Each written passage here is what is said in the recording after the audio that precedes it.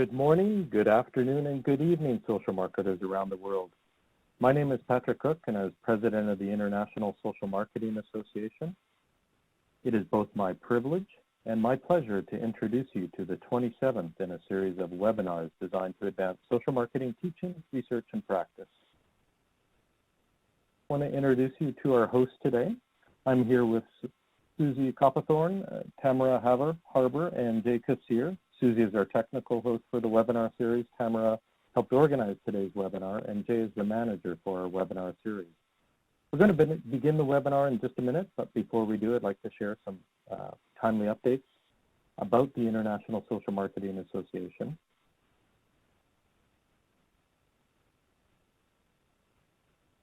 A couple things. We actually just had our board meeting literally moments ago, and we are moving forward with a strategic business plan and budget for 2018, so you'll see more information about that if you're a member of ISMA. We're moving toward more of a federation model or an alliance with our regional associations, so we're hoping to get input from our members. We just also recently approved a consensus social marketing or consensus definition of social marketing and the principles and concepts behind it, so stay tuned to our website and our newsletters for that.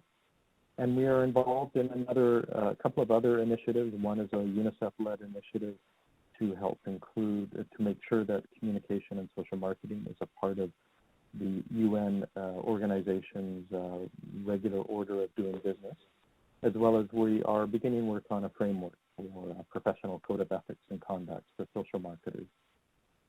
So those are just a couple things happening, many more things going on. I want to turn it over now to Jay, and he's going to take it from here.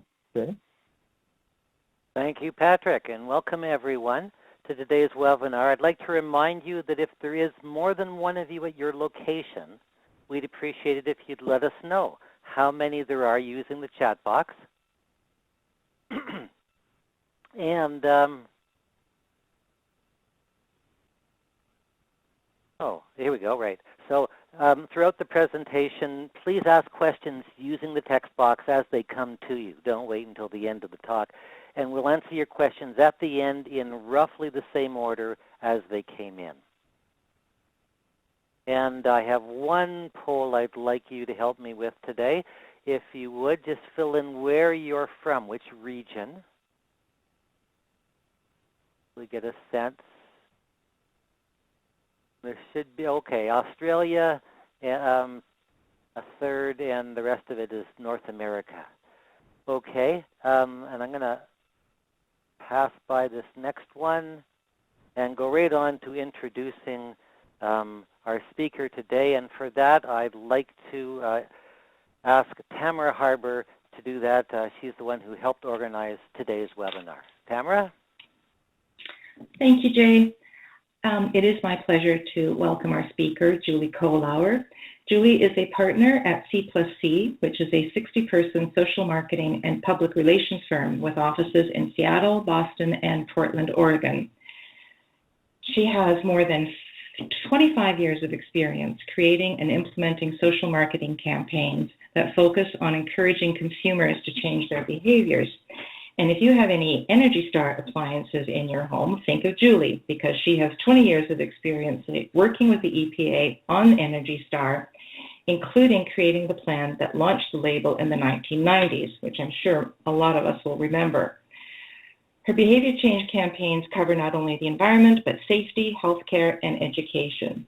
Julie, you gave us a great presentation earlier today, and I know we're all looking forward to hearing your insights into quality engagement strategies and learning from your experience and expertise.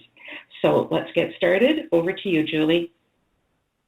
Great. Thank you very much. I'm really excited to be here today. We'll see if the second time is better than the first time.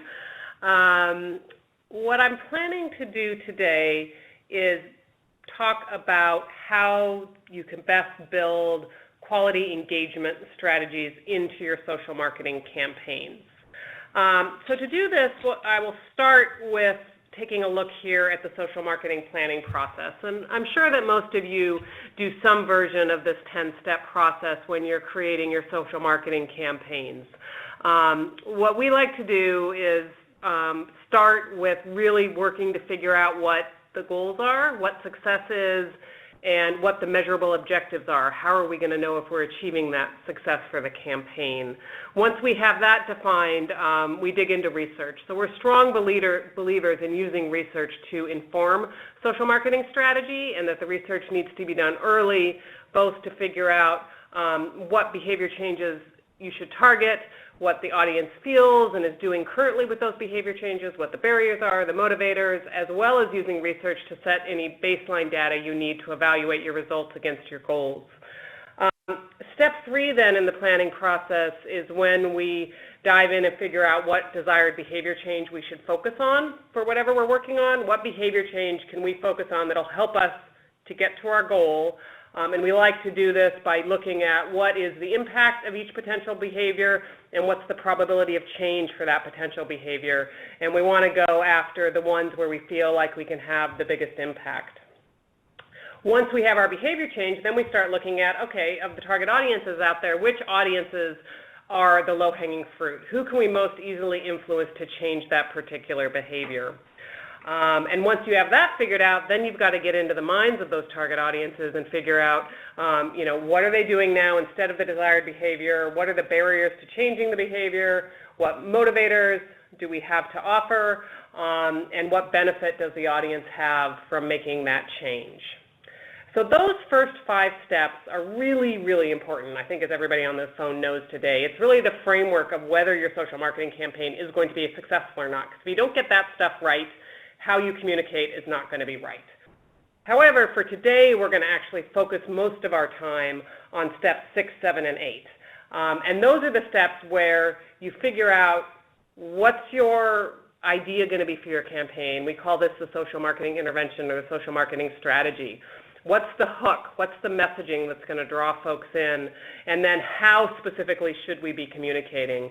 And in this case today, we'll talk about ways you can communicate and sort of up the engagement in your communication activities. So the 10 steps are really important. Today, we're really going to hone in on steps 6, 7, and 8 for this webinar.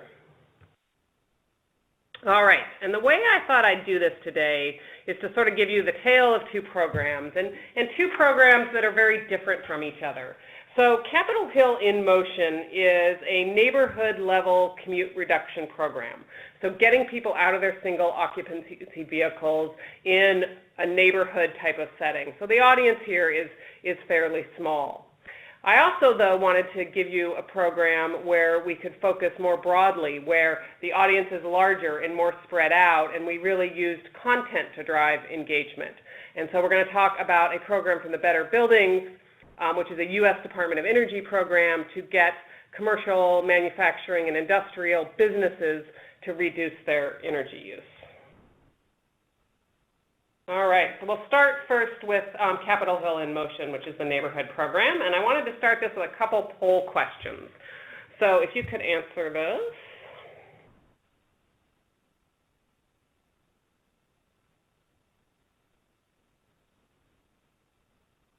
Oh, wow, very evenly split. That's great.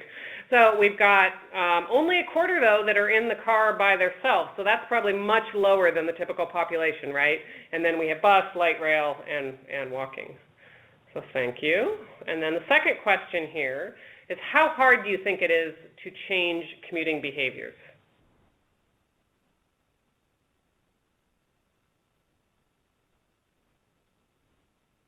All right. Everyone said somewhat challenging. Oh, we've got one extremely difficult, or 20% extremely difficult.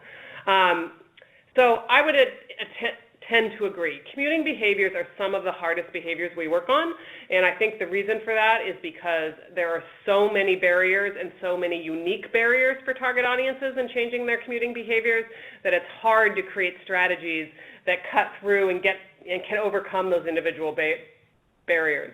So we'll talk today about some ways to do that, but it is definitely one of the harder behaviors to focus on. All right, so let's give a brief situation overview here. Capitol Hill is a small neighborhood in the city of Seattle. The client here is King County Metro Transit, and they had a goal of reducing drive-alone trips in this neighborhood, and they were doing this under the umbrella of their In Motion campaign, which is a very successful campaign to reduce single occupancy vehicle trips in the Seattle region. And they've rolled this campaign out neighborhood by neighborhood since 2004. And Capitol Hill was actually neighborhood 46.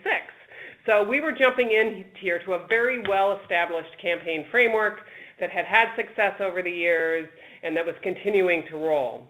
However, Capitol Hill was different than many of the other neighborhoods they'd worked on in the past, which is why we really felt we needed to change the model a little bit and up the engagement more. This neighborhood already had very low car ownership rates, so people didn't have cars, and obviously don't have cars, they're not part of our target audience. It's a pretty walkable neighborhood, so it's easy to get around. People aren't in their cars to avoid walking, except for the hills and the rain. But in general, it's a very walkable neighborhood. We knew that 70% of people already didn't drive alone to work. So that meant that 70% were not in our target audience unless we could get them to change some other trips that they took to the grocery store, museums, parks, that they might be going in their car. But in general, our audience was limited by that research that we knew that. It's also a very young and educated group with lots of new residents moving in. And really much of our opportunity came from these new residents that were moving in and didn't realize the commute options available to them in that neighborhood. So the goal here was really to sort of find our needle in our haystack. We needed to get to that target audience that was commuting in their single occupancy vehicle. The goals of the program were to enroll 1,000 car owners, and that's 10% of the 10,000 person neighborhood.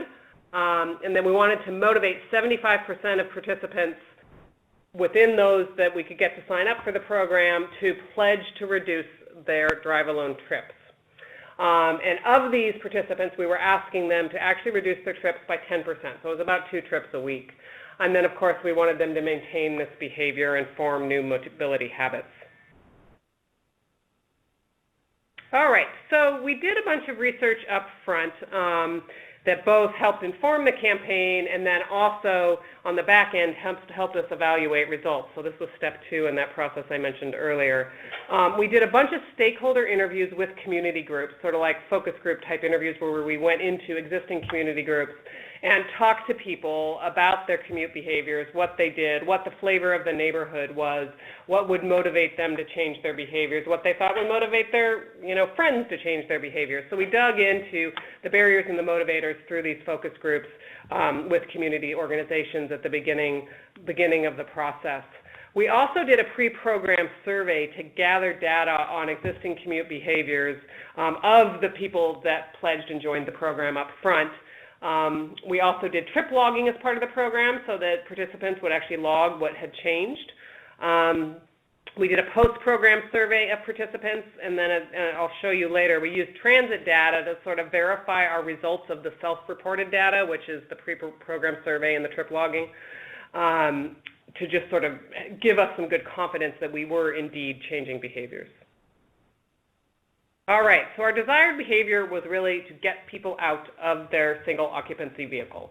So, that was the singular thing we were trying to have happen. We wanted them, we didn't really care which other transit method they used, whether they walked or van-pooled or carpooled or bus or bike or light rail, many, many options available to them in that neighborhood. But what we wanted to do is get out of driving alone in their car. So what were the barriers and motivators? And these are the things that have been uncovered both through the In Motion program over the years, but also with the specific research that was done in the Capitol Hill neighborhood. There was a belief, because, as I said, 70% of people weren't driving, there's sort of a belief that they're already doing all they can with many people. So what we focused on there to motivate is the ease of using other options, and then trying to encourage people to change non-work related transit trips. So jump on the light rail if you need to go downtown to the museum. Easy to take a bus if you're going to just the market to pick up a few things, those kinds of things. So think about using these other options for more than just commuting back and forth to work. For another barrier we identified was for those being new to the area, they just didn't know the options and they weren't comfortable necessarily using transit because they're moving in from areas where transit wasn't as common or as necessary to really get around. So for that group, how we addressed that was really using, like, giving them customized information about how to get around, neighborhood maps, doing social norming, talking about, hey, this is just how we get around here. And the idea that in Seattle, it's a lot less stress and hassle to be on use some of these other options than it is to be in your car and stuck in traffic and fighting for parking. And then the third barrier was that perception of inconvenience, including hills and bad weather. So this is really after the people who have sort of probably lived here a little bit, and they just don't, know how to get around. Now, we can't get rid of the bad weather. Can't get rid of the hills. So one of the ways we address this, we actually launched this in the good weather season, where people could try these behaviors and have success when they weren't worried about getting rained on. And that may sound silly, but it's great to give that person that first successful experience, and they're more likely then to keep adopting it over time. In terms of incentives, we did a variety of things. Free transit passes were very useful for a couple ways, and I'll talk about that in a minute. But we also did things like branded umbrellas for the rain issue and gift cards to local businesses and prizes. All right, so our overall strategy here was to get people to pledge or sign up for the program, to sign up to be a participant. We rewarded them if they pledged by they could choose either a free tote bag or a free Orca card, so a transit pass card. And then we had them track their behaviors, and then we also tracked their behaviors where we could. So that was the overall strategy we came up with. So how did we up the engagement for this campaign? On the left side of the slide here, what you see is the typical things that King County Transit had used in their in-motion campaigns. So it was a pretty set formula. They do 3 mailings, they do some community events, they do some posters and window clings, some media outreach, and they sort of had this formula. But we knew we had to change things up a little bit to have an impact in this market where the target audience was so specific. So we really did 2 major things to change it up. We did a lot more outreach and engagement one-on-one, and I'm going to talk specifically about how we did that. And we did a lot more targeted advertising and signage to the audience, and I'll also explain how we did that here in these next slides. All right, so the mailers, this is just to show you, this has been part of the program. There's 3 mailers, an initial postcard, a mailer that actually has the pledge in it, that people either can go online and do it or they can mail it back in, and it's always amazing how many people actually mail it back in rather than going online, and then a follow-up postcard as a reminder. And the pledge here is asking them to reduce 2 trips a week, and they got a free transit card or other prize as their incentive for making the pledge. We did posters in various neighborhood locations around. We did the typical in-motion poster, but then we also created a poster that was very Capitol Hill specific and represented sort of the flavor of the community that made more sense. So 5 best things about Capitol Hill, and it was a cartoon. People loved this. We also used the cartoon in our Facebook advertising. So giving something that had a little bit of a different look and feel and a little more very specific, this is very clear through these materials that this campaign was created for Capitol Hill and specifically how, the social norming of how people commute there. All right, so now we get into some of the outreach. One of the key components here that drove our pledges was Broadway. The Pride Parade in Seattle is huge, and it happens on Capitol Hill. So we took advantage of the Pride Parade by doing street teams out at Pride, going out and getting people to pledge on site. Very, very sort of engaging strategy. They had free giveaways. They had these clear bags full of Otter Pops that they were giving away to make that work. And it was a very successful tactic. And so one thing I will say, and one thing I'd like you guys to take away from the call today, is that if you're putting people out there in the community to do events, it's really important to do that well and to make sure they really know how to engage. So you want to pick outgoing people, obviously, to be your event and outreach staff. You want to train them and you want to practice with them to make sure that they do it really well. We always offer them incentives. So they get incentives based on how many pledges they get signed up, and that really motivates, good outreach activity among those staffers. And then having something that they can give away so that they have a reason to engage with audiences rather than just approaching them and asking them to fill out a pledge form. They're giving them an Otter Pop. then they're starting a conversation, and they're able to then, talk about how they're commuting and find out if they're a good participant for the program, get them to pledge, and then they get their free transit pass. So figuring out how to up that engagement among community members or community outreach teams is really important. So we also did this with what I would call street teams, which are basically just similar to what we did in Pride, but they went out into parks and various areas and approached people and talked to them. And we were lucky to be able to take advantage of the Pokemon Go thing that was happening during this time period, because there were lots of people walking around, and tie that in and get good pledges by using these roving teams. But this can be done for any kind of campaign, right? You can send people out to malls, to parks, wherever it is, and engage and just talk to them one-on-one using those same principles that I talked about for the Pride Parade. All right, on this slide, this is actually what I don't want you to do. So don't do events with tables if you can possibly avoid it. And if you are doing an event and you have to have a table because that's what the organizer wants, don't put your staff behind it, right? It is not inviting. People do not want to come and talk to you when you're standing behind a table at an event here. Maybe you have one person behind the table, and these other two people should be out there engaging with people walking by and drawing them over to the table. We have a wheel here, so there's a little engagement activity going on, but what you really want to do is figure out how to engage with people one-on-one, face-to-face, and putting them behind a table just is not going to get you as much participation or excitement as sending people out to engage with folks.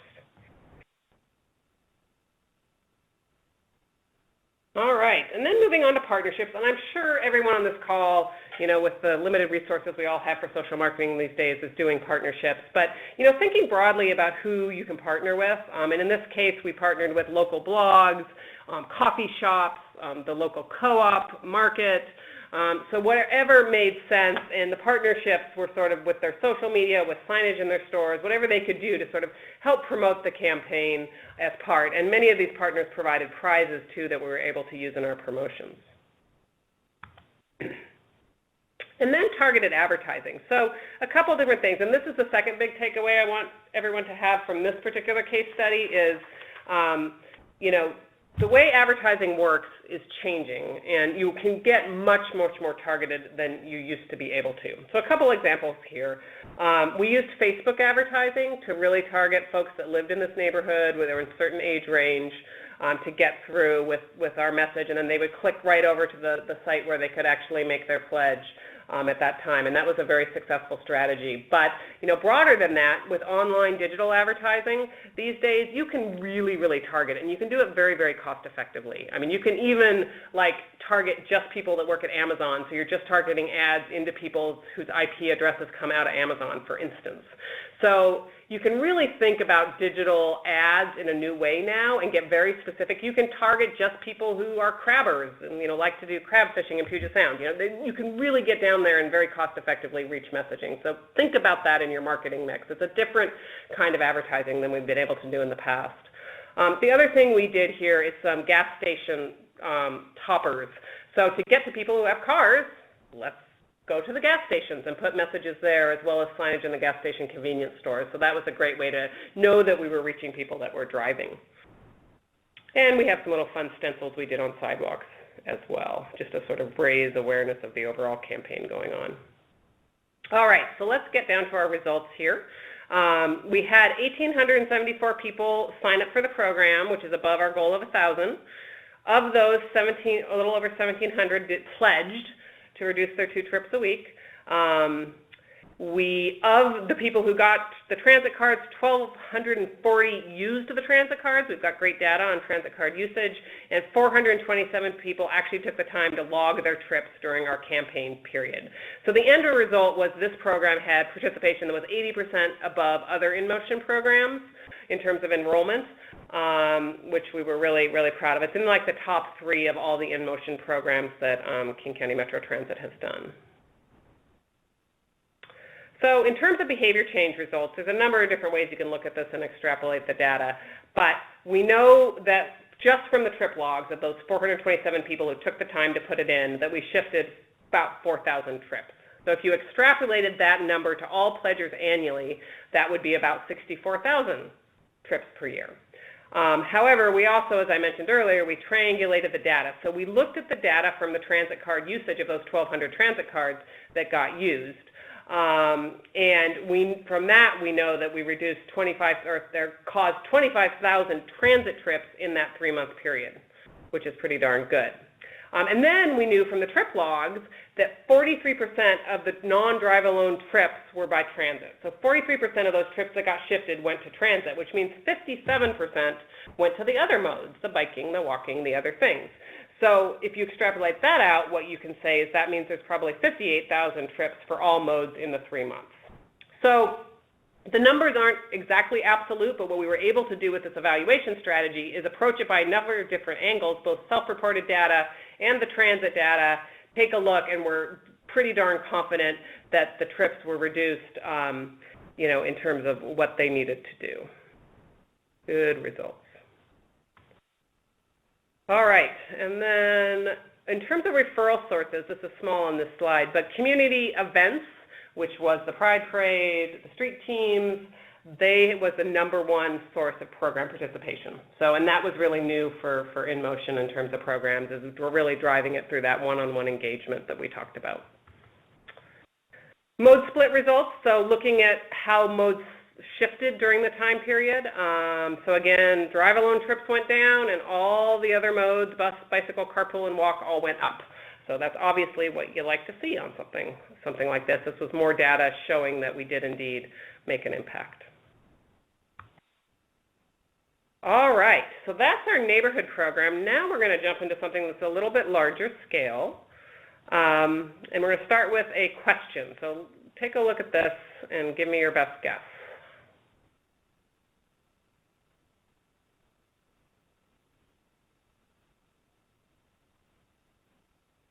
Well, let's see. All right, so the 50% have it, yes. 50% of the U.S.'s energy use comes from commercial buildings, manufacturing plants, and industry. So it's a big part of the energy use, in the U.S. The DOE created the Better Building Challenge specifically to address this issue. It was launched in 2001, and the idea was to get top-level CEOs of big companies, so the target here is large organizations, companies with lots of facilities, manufacturing plants, et cetera, to commit to reduce their energy use by 20% over 10 years. So this is a program that when we came on was pretty well established and had already made some really great inroads. They had 250 partners with 32,000 properties across the country. But they were starting to see that they were having trouble keeping the momentum going for the program. What they needed to do is sort of how do we keep current partners engaged and working towards those 20% reduction goals, which they do they do report into DOE, and continue to drive new people to sign up for the programs, because there's still more big businesses out there we want to get in, and big organizations. So looking for a way to make the program interesting and compelling moving forward.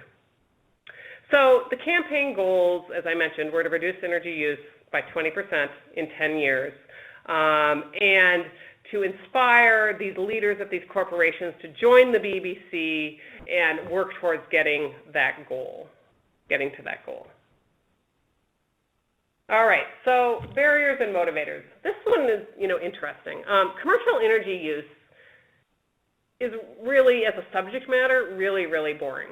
It's not only really, really boring, it's also really, really complex, right? So it's a hard behaviors to change, and there's multiple behaviors involved, and it's not that exciting. But, so the program had been focusing on, typical energy efficiency messaging, which is saving money and saving energy over time. But what we found when we started working on this and working on the messaging for the program is that the CEOs of the big companies already knew that. They knew that energy efficiency meant saving money and saving energy, and that was not what was preventing them from signing up for the program, right? The barriers really had to do with they just needed that oomph or that reason to get involved. They needed more of a social norming push. They needed more of being part of something bigger. They needed a little flavor to get them to take that next step and actually join the program. So the motivators were really to see and show other companies having success, because then they would want that success as well. and then being part of that peer pressure and that bigger movement. So that's really the insight that we built this entire engagement strategy around. So what we did is we decided that we would take different companies and swap their energy efficiency teams.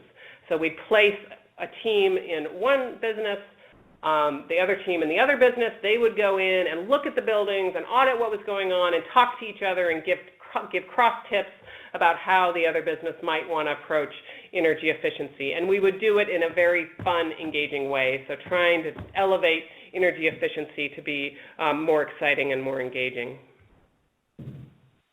Our objectives for this campaign, which we call SWAP, is to increase the membership in the program with at least 40 new partners in 2016, which is the first year of the program. And then our output objectives have a lot to do with, people seeing content and engaging with each other. But the primary behavior change objective here is to get those 40 new partners into the program. All right, so I'm going to show you now the video for season 1 of SWAP, so you can get a flavor of how this came together.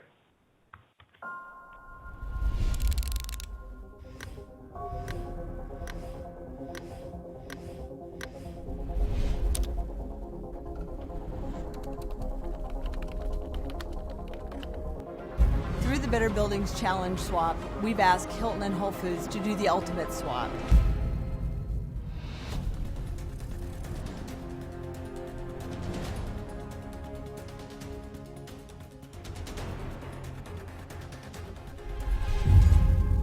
It's a little intimidating being in such a large facility. So I've walked hundreds of hotels. So this is the first time that I've had the opportunity to swap and walk a store. I've never seen 3 guys in suits standing in a kitchen. Of course, they spot the one door that's low. All that air is just losing itself. All right, here we are, except here we are is up there. Who's coming up the ladder with me to see the refrigeration racks? Seriously? We did see a lot of plug loads and AV equipment being left on where we figured it could be shut down. It's a large building. They looked a little lost. They found their way, and hopefully they found a few things for us. So, this week we've been talking a lot about energy efficiency. To hear the kind of pep rally around sustainability was really exciting for, I think, our team to be there and experience. It's awesome that we were able to connect. We were able to share those best practices. Really happy to be a part of this. Really happy to work with the good folks at Hilton. The swap exceeded my expectations. No matter how great you are at energy efficiency, there's still something you can learn.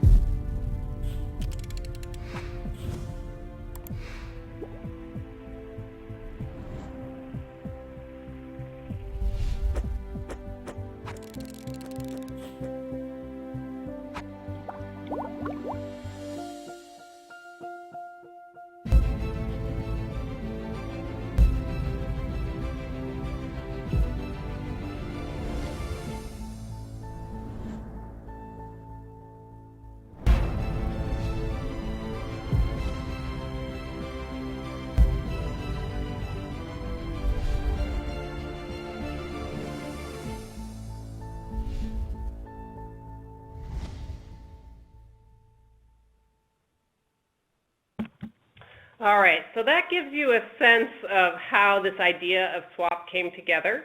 One thing I will say about this is, when you're trying to create content that is engaging, one thing I always encourage people to ask themselves is, you basically have like 3 to 5 seconds to catch someone's attention for them to decide whether they're going to look further at your information. And I think one of the big mistakes we make as social marketers is we try to tell everybody too much and nobody hears anything. So figuring out a way to put a little humor in there or a little emotion and have something that is that hook that grabs somebody up front and gets them involved and gets them to want to engage, which I think in this case is something that SWAP really did well. The other thing I would say, and this is also relevant to this situation, is we often say to people around here and to our clients, if this idea doesn't make you a little bit nervous, If it doesn't make your boss a little bit nervous, if it doesn't make your clients a little bit nervous, maybe it's not a good idea, because it needs to be a little edgy to cut through these days. And if it's too safe, it's not going to work.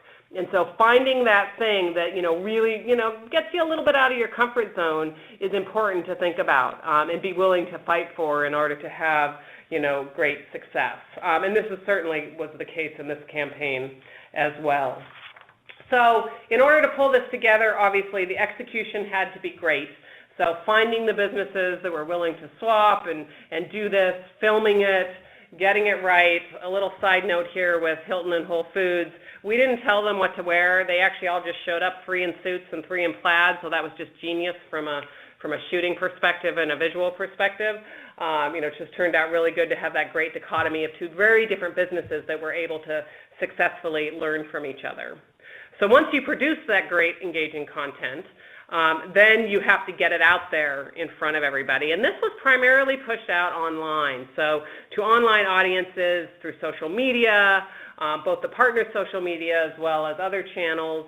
And then because we had something interesting and a cool story to tell, it was also picked up by mainstream business media that CEOs and senior business readers read. In the past, the campaign had only really been successful at getting itself into trade publications like Energy Manager and those sorts of things. By coming up with this more creative, engaging idea, it was able to get a lot more mainstream PR coverage that then got people interested in the program. So, swap by the numbers in terms of results. So our impact objective was obviously the most important one. That's our behavior change objective, which was to get 40 new partners. We got 60 new partners in that first year, which is great. And so that was a 24% increase in program membership, which was fabulous. And all of those companies pledged to reduce their energy use 20% in the next 10 years. Hilton, in that first year, reduced their energy use by 3.5%, putting them well on the path to success, and Whole Foods actually made a 15% reduction. So a great success there from our 2 participants in that first swap series. The rest of those are output objectives, is basically just say that the content was seen by a whole lot of people in our target audience. Here's some examples of media coverage. Wall Street Journal, Fast Company did an amazing article. So really good, some TV coverage, some Bloomberg, some really great coverage in those, as I said, publications that reach those senior CEOs and that we wanted to have as part of the program. And this slide just shows our 60 new partners that came on board in 2016. All right, and then to sort of close us out today before questions, I'm going to show you what's happened since that first season of SWAP. So you can get a feel of where the program has gone since.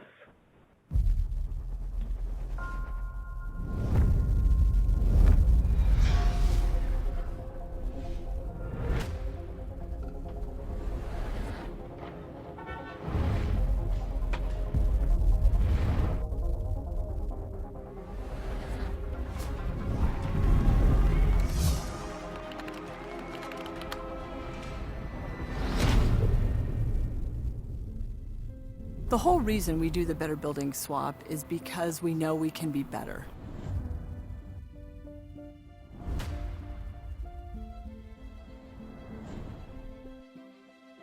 So I've walked hundreds of hotels. This is the first time that I've had the opportunity to swap and walk a store. I've never seen 3 guys in suits standing in a kitchen. All that air is just losing itself.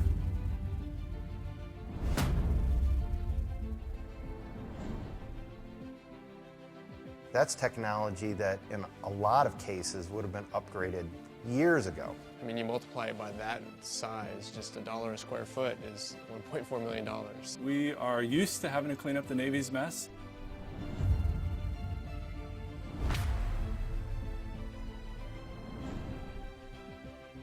When this was built, they called it the palace for the people. You want to mess with the palace? With this double vestibule, they should be able to take advantage of having 2 sets of doors. Oh, you get a little cold blast of air right there? I wonder if it's supposed to be putting cold air in here in December. Going to Atlanta, the only thing I can say is I may be wearing a Patriots scarf down there, and I'll let that do all the talking for me.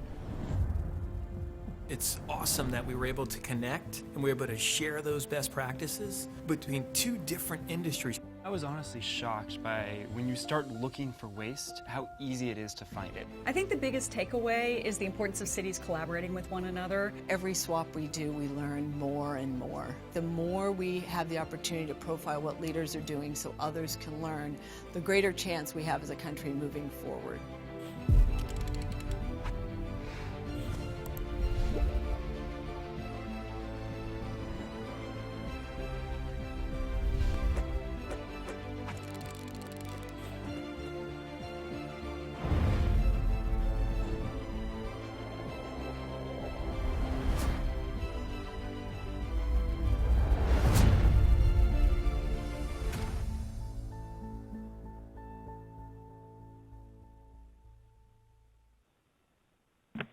All right, so that gives you a sense of sort of continuing the theme and the content so that the engagement can continue. I can't tell you who Swap 4 is yet. We're gonna have that confirmed really soon, but it'll be exciting. One quick note I think to say is that, you know, a good idea like this, if it's got legs, can go on for a while. It can't go on forever, but it can go on for a while, and then you'll have to come up with a new engagement strategy. But, you know, if you have a good idea and you've done it 1 year and it's worked great, look at ways that you could, you know, extend that to continue your momentum, you know, as you move forward with your campaigns. All right, so that's what I've got for you today with those two very different examples of how to up the engagement in your social marketing programs, and I think we're ready to open it up for some questions. Yes, we are, and thank you very much for that, Julie. I found that really interesting, and I've already seen it once today, and it has still held my interest, and I still got a lot out of it. You know, the little details get filled in. You have new aha moments, and so let's get going to some of the questions. We have one that came in from Nancy Lee, who is wondering if you have any demographics on the people who are influenced to reduce trips.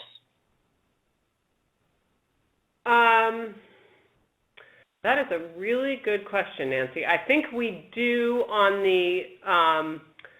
the post-program survey, we do have some demographics, but I actually don't have them at the tip of my tongue here or right in front of me. So I could definitely get those and provide those to you. But you know, we do know that it's a young demographic there in that neighborhood. So yeah, I could get back to you on that. And I guess I'm just wondering, were the demographics part of how you shaped things? Were they a factor, or were they just sort of an outcome? You noticed certain patterns among the demographics, or were you targeting a demographic? Yeah, we were targeting sort of the people that tended to drive alone were kind of the young professionals, so it's a younger group, you know, full-time jobs, a lot of people in the tech industry, and then a lot of people that had recently transplanted here to work for Microsoft or Amazon or, you know, some of our other big companies that we have. So it was kind of a young professional audience, which is why some of the messaging was that social norming, like bring them into the fold. Hey, this is what it means to live in Seattle on Capitol Hill. Here's what we're like as a neighborhood, and you should be part of this too, and here's how we get around. You know, that kind of getting those new people kind of integrated into the cultural vibe, including how we move in that neighborhood. So that definitely was part of it. And then on the Facebook advertising that we did, we targeted that young professional audience with those Facebook ads that we did. Mm-hmm. Okay, thanks. And let's stay with that, the reducing the 1 trips in a car first before we go on to questions about the swap. One-on-one engagement was obviously the key strategy. And so then how does that made affordable? Because obviously there's a lot of staff involved, training is involved, there's the hours that they spend at the events and that they spend on the street. So how, you know, obviously that's a lot of resources. There's t-shirts. How do you make that affordable? So I would say that it is cheaper to get a pledge through one-on-one outreach in this kind of situation than it is to do it through direct mail. And the direct mail has been, it's very expensive to do direct mail, right? And that's been a key driver for the program, but the amount of response rates you get are low, right, when you're doing a mailing like that. So if you look at the cost effectiveness, and I'd have to actually map this out, but we have proven through the InMotion program that the one-on-one engagement and actually the online ads, the online targeting, are cheaper per pledge than doing tactics like direct mail or, if you take this to different scenarios, people who do like big ad campaigns because they want lots of reach and they feel like they have to reach people, but their impact is low, so cost effectiveness-wise it's very low, whereas if you reach less people but have an impact, you're actually getting closer to your goal for, the same or less money. Okay. So would you say that it's possible to do quality engagement on a small budget, being mindful that a budget can be a barrier to creating, and pursuing preferred strategies? Yeah, absolutely. I mean, I would push back if you do, engagement right one-on-one. I don't think there's very many other strategies that are broader that would be as effective and cheaper. It's not that expensive to do one-on-one engagement, right? When you compare it to the cost of doing some of the other things that people use as their tools for social marketing campaigns. Okay. Nancy Lee has an additional question. Did Shell charge for putting the ad at the gas station? Yeah. We did pay for that, and it is funny because, if they'd read the content, they might not have liked it very much. Trying to get people out of their cars. But yeah. So you're thinking we didn't read the content? Hopefully they didn't. That somebody wasn't paying attention, or they didn't care. I'm not sure, but yes. That was a paid place. And I don't think they would do that for free in a partnership way.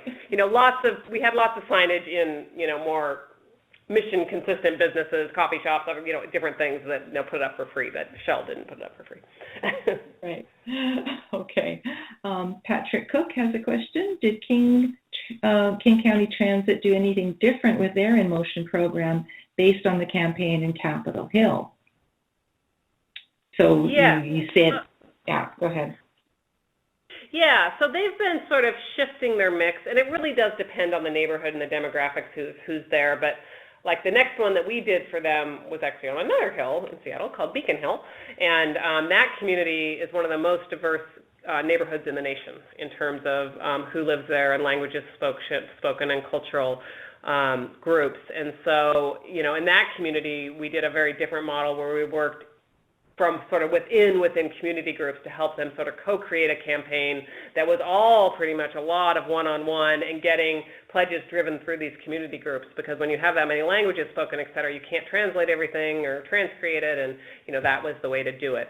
But in general, they have shifted, sort of to some less direct mail into more targeting ads and definitely more engaging community outreach since we've done this effort, yeah. Okay. And since the community, the one-on-one contact was so important, could you fill us in a little bit on how you train the engagement staff and the street team to ensure that they really do engage and implement the strategies so that you get the results that you're looking for?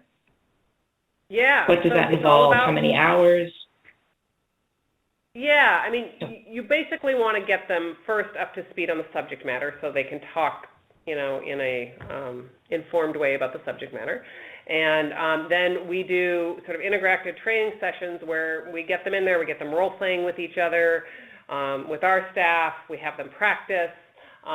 We will send them out with a more senior staff person the first time so that they can actually, do it together and gain that confidence on how to do it. We've also found, we call them street teams, typically it's less, doing it together can be a good way because you can kind of work together off of each other. So sending people out in twos is often something that we do in terms of a model, and sort of spreading out teams of twos in different places working together. Right. So yeah. How long is the training? Is a number of weeks, number of days, a month? Yeah, so people get trained. It doesn't take that long. I mean, I would say, they get the information to get up to speed on the subject matter. They come in for a training session, or an introductory session that's a couple hours, then they'll do some role modeling that's another couple hours, and then they're out in the field practicing real time. It's not that complicated if you've got the, sort of right personality to, be engaged and start conversations with people and all of that. That does go to something that college students for this. So, you know, your local colleges are a great source for, we call these people social good ambassadors, and we'll have 20 to 30 on staff at any one time over the summer months. And, you know, most of those are students that are earning money over the summer. It's a great experience for them. Well, that's right, because you were saying that you have to be very careful who you hire to make sure they have the right personality for the job. So you're finding the college students have that enthusiasm and that outgoing nature. Yep. Okay, great. Christina Burns has a question that says, for a very small scale, in a neighborhood, for example, do you have any suggestions on how to develop a hook for this context? What research methods and engagement strategies would be most effective? So she's thinking very small scale. Yeah, so I would get out there and talk to people, you know, in the community about the behavior. So, you know, I'm going to put research in my quotes up. You can't see them, air quotes going on. But, you know, sort of qualitative conversations with people that talk about, you know, what is the behavior that they're doing now? How do they respond to the behavior you want them to do? Try to uncover, you know, those barriers and what might motivate them, because your nugget is probably going to come for that information. You know, the message nugget usually relates somehow to the barriers or the motivators for the audience. So, you know, in a small scale thing, I'd invest the time to go out and talk to people in the community and get their input. People love to give input, right? And by doing that, I think you would get some information that will lead you towards, you know, a particular insight. I'll give an example in recycling where, you know, people in this region recycle really well.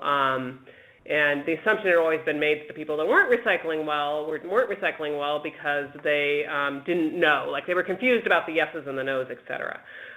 So we went in and actually talked to some families about their recycling behaviors, looking at what was in the garbage versus recycling and asking them how materials were getting where they were going. And what we found out is that the families really knew how to recycle, right? They got it.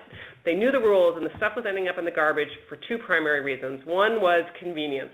The item was generated not near the kitchen or where the recycling bin was, and it was just easier to throw it in the garbage can that was in whatever room they were in.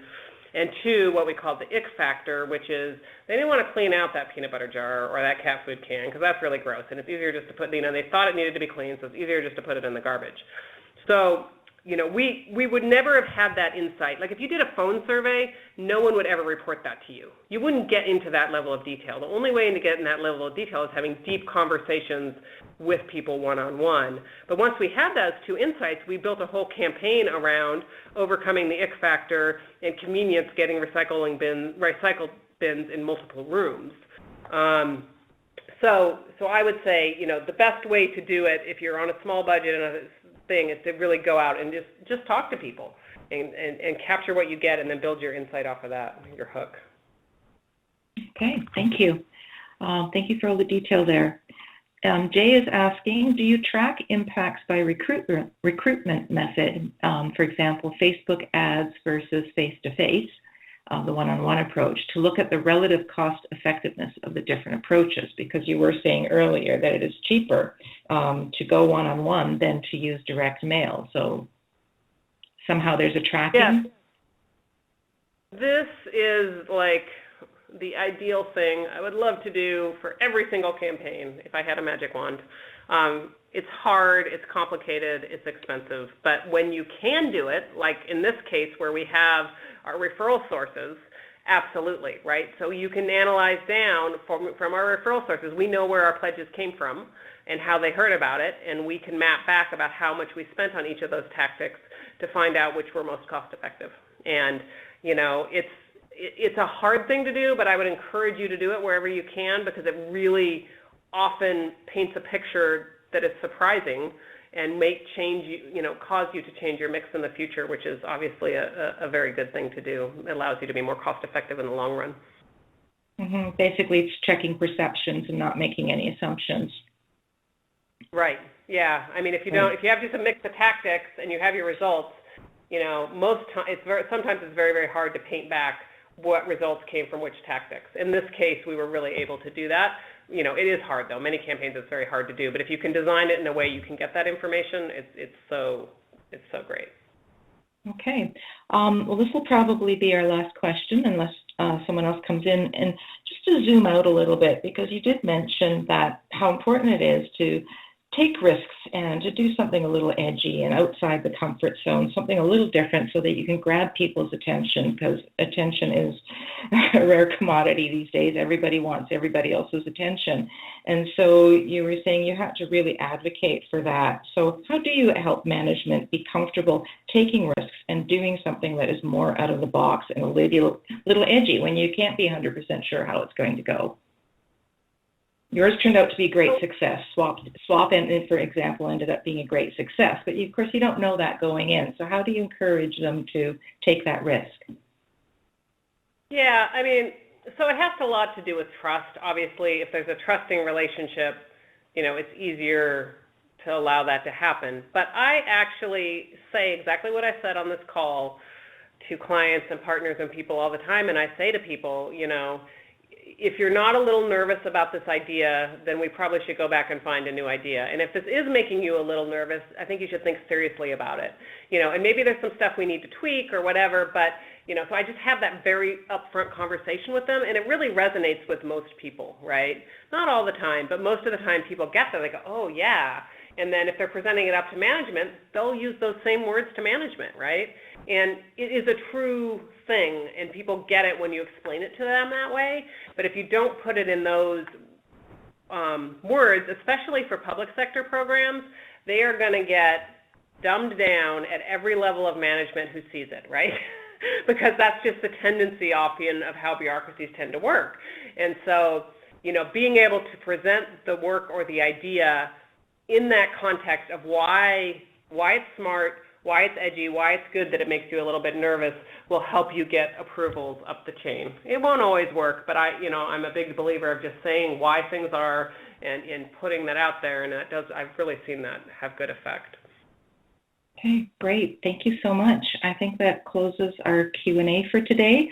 And thank you again, Julie, for all the insights, all the wisdom, the experience, the expertise that you shared with us. I think everybody listening to this, whether here live with us or on the recording later, is going to get an awful lot out of this presentation. So thank you for everything. And we will move on to Jay. Thank you, Tamara, and thank you. Oops, we both did it at the same time. We're still doing it. I'll do it. Okay. Thank you, everyone, for joining us today. Please do fill out our evaluation as you leave the webinar, even if you've been to them before. Just take a sentence or two just to let us know how we're doing. We depend on your answers because we don't see, of course, how you're doing there. And go ahead and check out the upcoming events, and in particular, our next webinar, When Tigers and Social Marketing Meet. Innovative formative research and impact evaluation approaches used to mitigate human-tiger conflict in Nepal with Diogo Verissimo and Tilog Chaudhary. And finally, thanks to Susie Copythorpe for handling the technical aspects of today's webinar, to Tamara Harbour for helping organize, and to Patrick Cook, who has stepped up to be ISMA's second president. Patrick, over to you. Thanks very much, Jay. And Tamara and Jay, it's been a pleasure to be a part of the webinar with you today, and you and Susie make it all seem so easy. But I know that there's been a great amount of work that's gone into this, and so we all very much appreciate that. And Julie, of course, thank you very much for your presentation on designing quality engagement in the social marketing campaigns. It was fascinating, and I hope we can have you back for another webinar sometime in the near future. And of course, to our members and participants in today's webinar, thank you for your continued support and participation in this and other events. We hope to see you in the webinar in November that Jay just mentioned. So until then, keep visiting the website, keep up to date on what's happening, and you can also share your events on our website, so we'd love to see those as well. This is the International Social Marketing Association, and we now conclude today's webinar.